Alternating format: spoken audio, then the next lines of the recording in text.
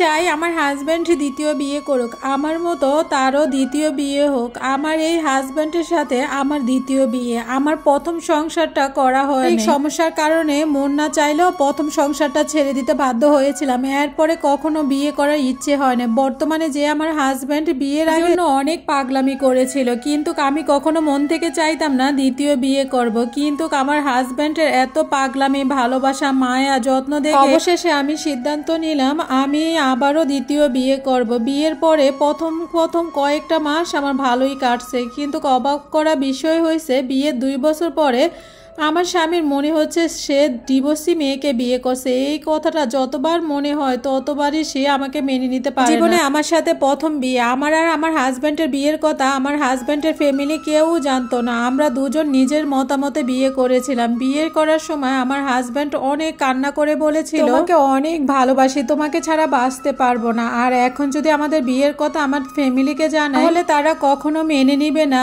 যে আমি একটা ডিভোর্সি মেয়েকে বিয়ে করতে চাই। আসলে এই সময় আমার প্রতি তার মায়া, ভালোবাসা, যত্ন দেখে মনে মনে ভেবেছিলাম আর যাই হোক আমাকে কখনোই কষ্ট দিবে না। কিন্তু হায় আফসোস, বিয়ের কয়েক মাস পর জানতে পারি আমার হাজব্যান্ডের একটা মেয়ের সাথে সম্পর্ক ছিল এবং তাদেরও বিয়ের আয়োজন চলতেছে। কিছু চোখের সামনে হলেও কাউকে কিছু বলতে পারতাছিলাম না, কারণ ওই যে আমি অবিবাহিত একটা ছেলেকে বিয়ে করেছি। এখন আপনারা মনে করতে পারেন আমার কি কখনো কষ্ট হতো না? হ্যাঁ, আমার অনেক কষ্ট হতো। প্রথম যখন জানতে পারি তাদের সম্পর্কে কথা এবং আমাকে পাশে শুয়ে রেখে যখন সে ঘন্টার পর ঘন্টা কথা বলতো তখন আমার কান্না করতে করতে দম বন্ধ হয়ে যেত। কিন্তু আমার কান্না করতে করতে দম বন্ধ হওয়া নিঃশ্বাসগুলো হাজব্যান্ড পাশে থাকা সত্ত্বেও বুঝতে পারতো না। বাধ্য হয়ে আমি ওয়াশরুমে দরজা বন্ধ করে কান্না করতাম। তবে আমি আমার হাজব্যান্ডকে প্রচণ্ড ভালোবাসি, কেন জানি তার প্রতি আমি 2 মিনিটও রাগ করে থাকতে পারি না। এখন আমার হাজব্যান্ড মনে মনে খুব করে চায় আমি যেন তাকে নিজ থেকে ছেড়ে যাই।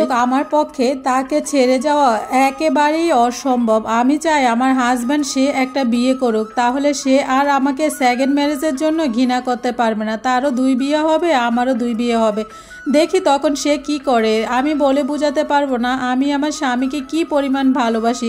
দিনের পর দিন, মাসের পর মাস এত মানসিক যন্ত্রণা, তারপরও তার সাথে সংসার করার জন্য বসে আছি। এখন আমার স্বামী ভালোবাসা তো দূরের কথা, একটা বার ফিরেও তাকায় না। একই রুমে থাকি কিন্তু অচেনার মতো, একসাথে ঠিক মতো খাওয়া দাওয়া করে না, আমি কেমন আছি একটা বারও জিজ্ঞাসা করে না। তবে আমি সবসময় ভাবি কোনো না কোনো দিন তার এই ভুল ভাঙবে, আমার সাথে সে সুন্দর করে সংসার করবে। সবসময় আল্লাহকে বলি তুমি আমার মনের ইচ্ছাটা পূরণ করে দিও।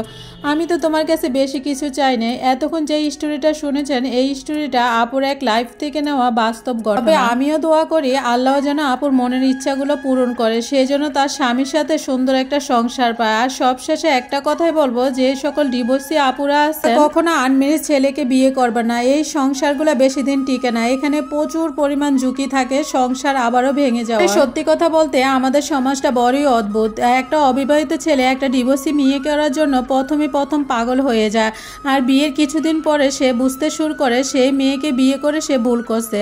আসলে একটা কথা খেয়াল করে দেখবেন, একটা ডিভোর্সি মেয়ে কখনো অবিবাহিত ছেলেকে বিয়ে করতে চায় না, প্রথম ছেলেটাই পটিয়ে বিয়ে করে। আসলে এই যুগের ছেলেদের ভালোবাসা বোঝা খুবই কষ্টকর।